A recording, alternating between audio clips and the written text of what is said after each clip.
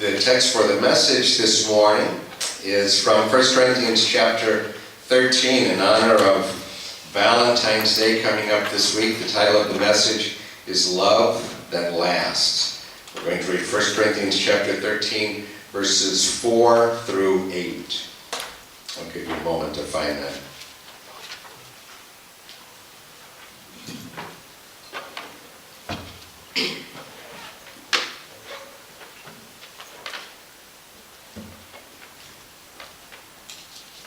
1 Corinthians chapter 13, verses 4 through 8.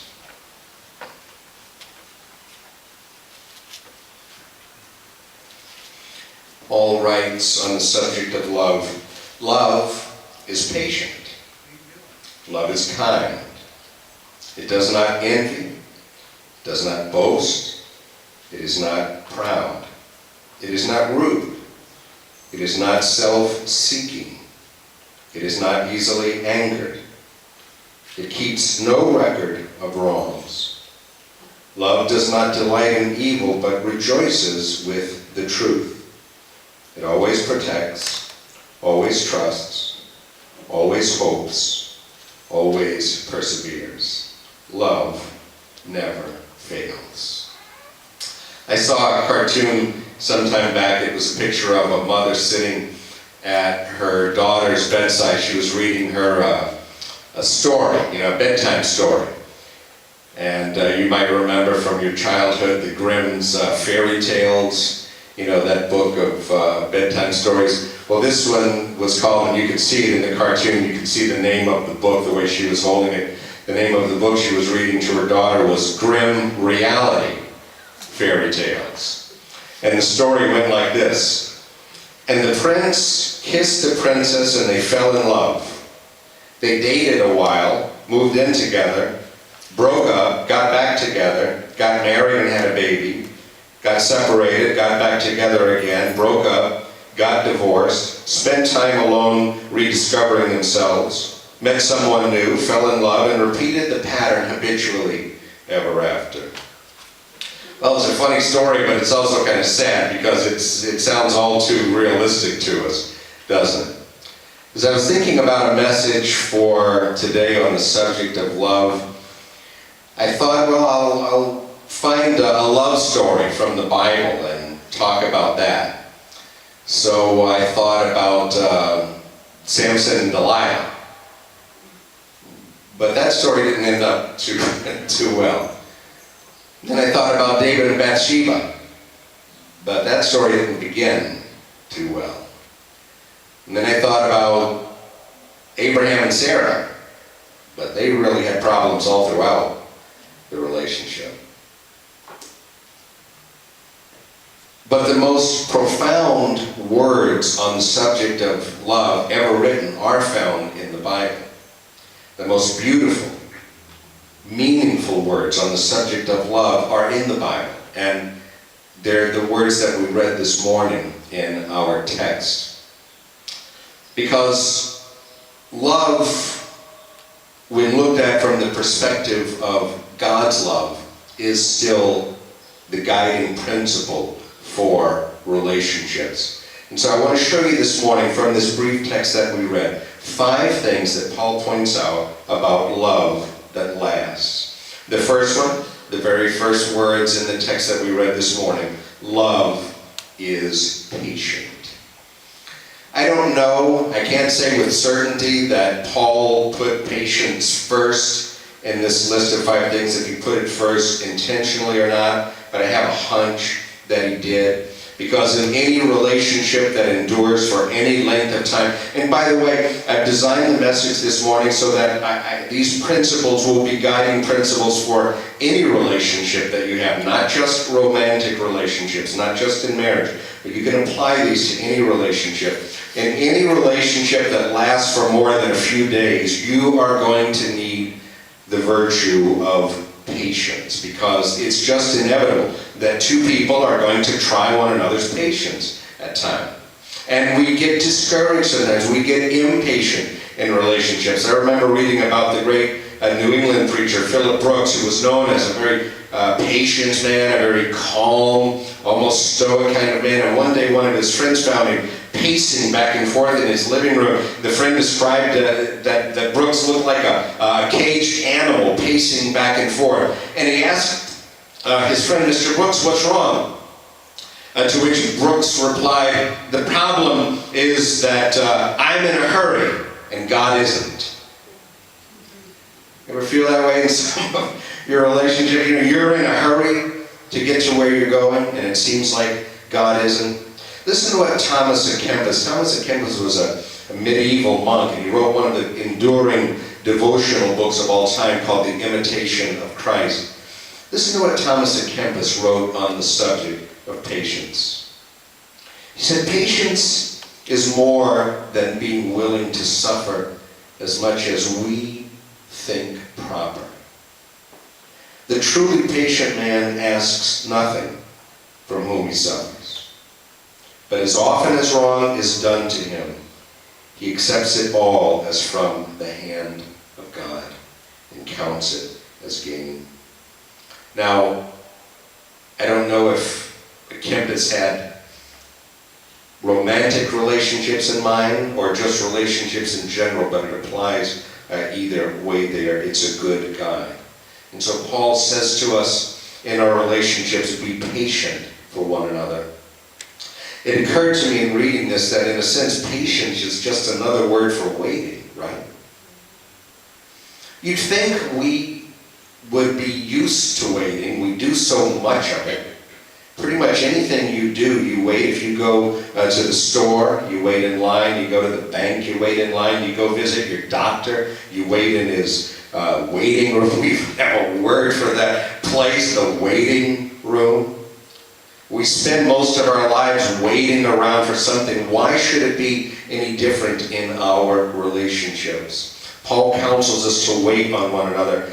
And sometimes we have to do that. We have to wait for things to get better. We have to wait for things to change. I love what Paul wrote in the book of Ephesians, chapter 4, verse 2. Listen to what he says. He says, be humble and gentle, patient with one another, making allowance for each other's faults.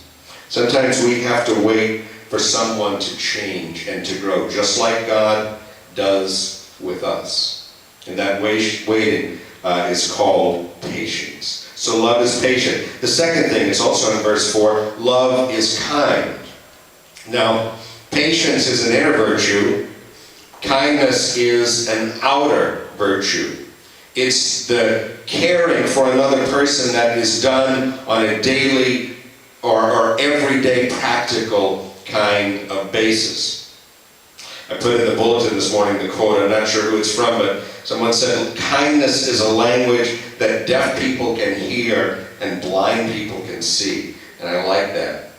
Because kindness is something that you do.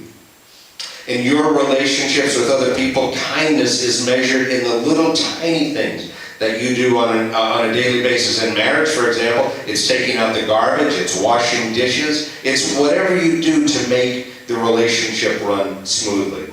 In the book of Ephesians, the same chapter 4, but verse 32, Paul tells us not just about being kind, but he even tells us how to be kind. And I want you to listen to this. Be kind to each other, he says, tender-hearted, forgiving one another, just as God has forgiven you. There, Paul ties together the idea of kindness with being tender-hearted and forgiving. Now, you know what he's saying in a sense here? He's saying, treat other people the same way God has treated you. And that is the most difficult standard of all in a relationship. That's a tall order, isn't it? To treat people the way God has treated you. Because our human reaction when we've been wronged is we want to strike back. We want to get back. We want payback. If God had treated us that way, where would we be? And so Paul says, as God has forgiven you, so forgive one another.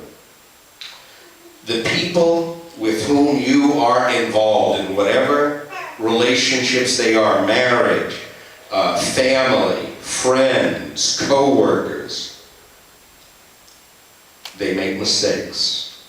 They do things that are wrong. They do things, they say things they shouldn't say. They do things they shouldn't do. They forget to do things they should do. That governs every relationship that you and I are a part of. And so what does Paul say is the guiding principle there? Be tender-hearted, forgiving one another, just as God has forgiven you. Ephesians 4, verse 32. You ever ask yourself how it is that God, who is perfect, without sin, can have a relationship with us who are sinners? You ever wondered about that? You know how he does it? He forgives us when we seek it. And so Paul brings that principle into relationships. Love that lasts is built on that type of kindness. So love is patient, love is kind. And then he lists several things in verses 4 and 5 that I'll put together in one simple sentence. Love that lasts is not self-centered. Look at what he says in verses 4 and the first part of verse 5. Love does not envy, it does not boast, it is not proud, it does not insist on its own way, it is not rude, it is not self-seeking, it is not easily angered. We live in a time where self-centeredness is actually encouraged. You ever thought about that? People are encouraged to be self-obsessed as some type of a healthy thing. We tie it into self-esteem, that the more obsessed you are with yourself and your own rights and your own, what you've got coming to you, the healthier you are as an individual. Now that's a sick way to look at life, but I'm telling you, that's kind of where we are in society right now. Paul is counseling the exact opposite approach here. That love is not self-centered. And as a guiding principle for relationships, this is especially important. I knew a guy who used to say, he said it as a joke, but it was kind of true of his relationship, of his marriage. He used to say, my wife and I have a give and take relationship. She gives and I take. Now, he would always laugh when he said it, but there was a lot of truth in there too. God's kind of love, which is what Paul is talking about here, not the human love of the biblical examples I mentioned to you, all of which were fraught with failure. But God's kind of love is not self-seeking, Paul says in verse 5. And if you want your relationships to succeed, one place to begin is right here. Stop focusing on yourself and start focusing on the other person. Now that's hard to do in relationships because sometimes you feel like maybe you're being taken advantage of. You're the one who's always giving and the other person is always the one who's receiving. But love that lasts is characterized by giving. I heard of a young woman who she was dating, and she was concerned about all of the money that her boyfriend was lavishing upon her, always buying her, expensive gifts. And she went to her mom and asked her, how can I get him to stop lavishing all these expensive gifts on me? And the mother said, well, you can marry him.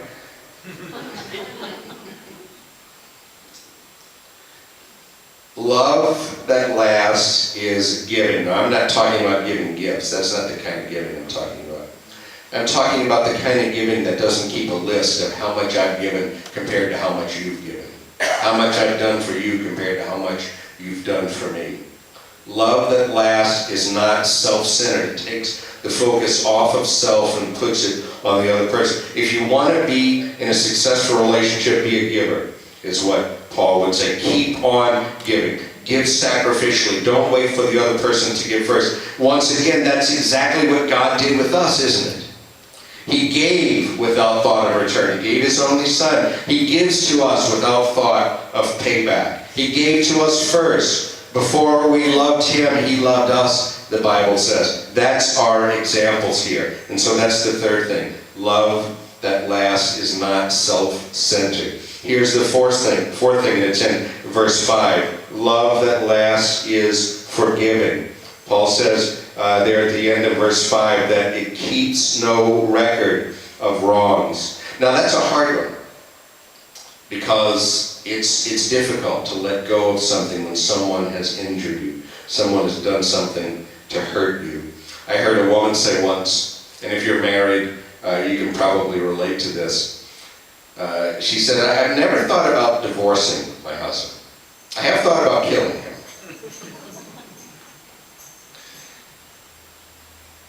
Love that lasts is forgiving.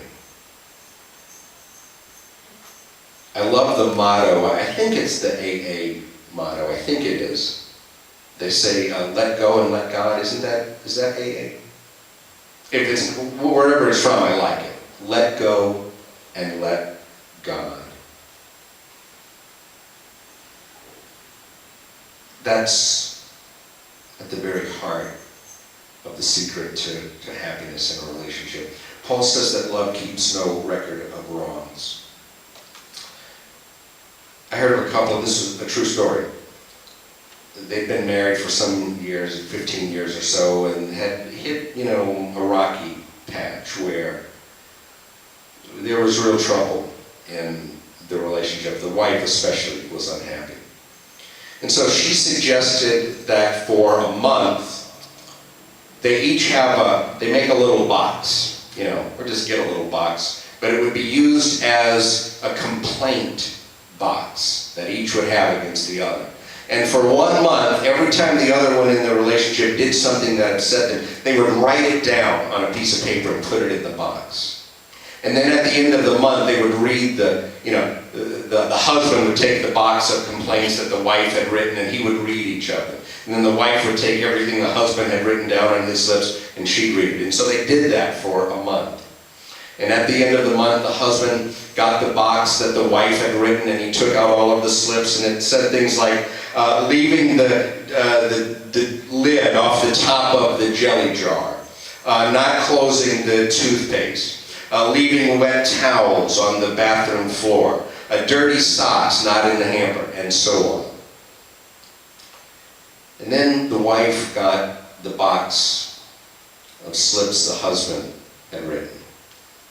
And on every single slip, he had written the same thing. I love you. Now the Bible says that love covers a multitude of sins. And that's what Paul is talking about here in relationships, that love keeps no record of wrongs. Not that there aren't wrongs, but that love doesn't keep track of them.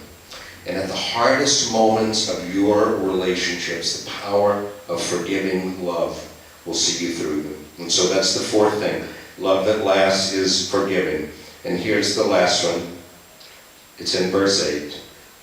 Love that lasts never gives up. Look at what Paul says there in verse 8. Love never fails. Love always protects, always trusts, always hopes, always perseveres. Love never ends. A young man walked into a photography studio. He had a framed picture of his girlfriend. He was so enamored with her, so in love with her, he wanted to have prints made of this particular photo. He didn't have the negative to it, but he had the copy, and the photographer looked at it and said, yes, I can do that. I can make prints of this. I'll need to take it out of the frame, but I can make prints of it for you. And so as the photographer took the photo out of the frame, he noticed that there was an inscription on the back of the photo. And it said, "My dearest Bill, I love you with all my heart. I love you more and more each day. I will love you forever and ever. I am yours for all eternity." And it was signed, "I love you, Diane." And then underneath it, it said, "P.S. If we ever break up, I want this picture back."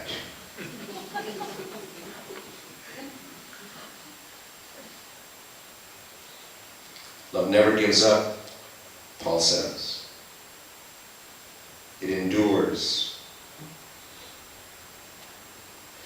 Sometimes I don't watch the news too much anymore. It's too depressing. But every now and then, I'll flip on the news, and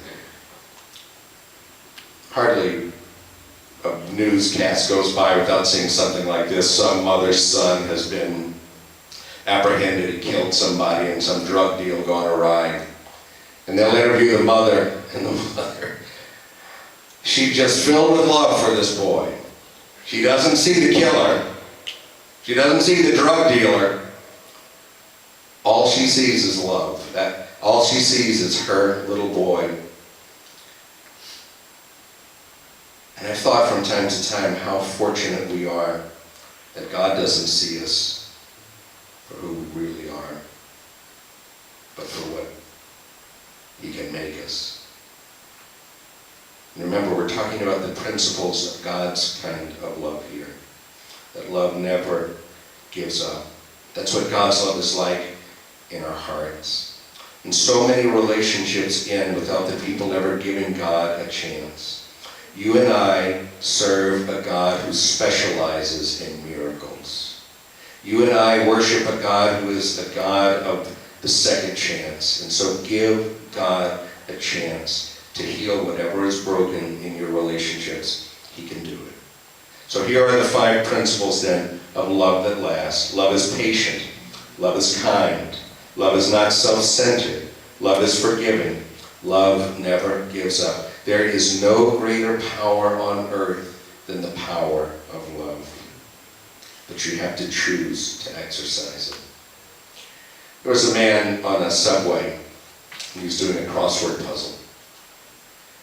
And he came to one clue, one question, and he wasn't sure what the answer was. And so he asked the people around him, what's a 4-letter word for a strong emotional reaction toward a difficult person?